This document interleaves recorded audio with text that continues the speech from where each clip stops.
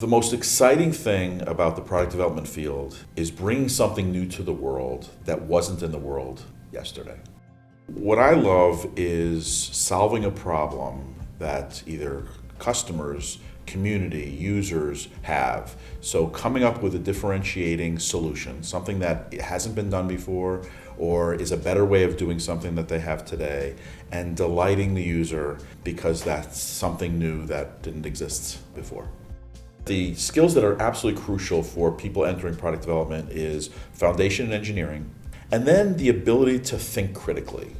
It's important to have that classroom and lab and teamwork and project experience that these classes and graduate programs will give you, from engineering management all the way to product development certificate to even a master's or further degree in engineering itself. It teaches you how to think, it teaches you how to learn, it teaches you how to research and solve problems.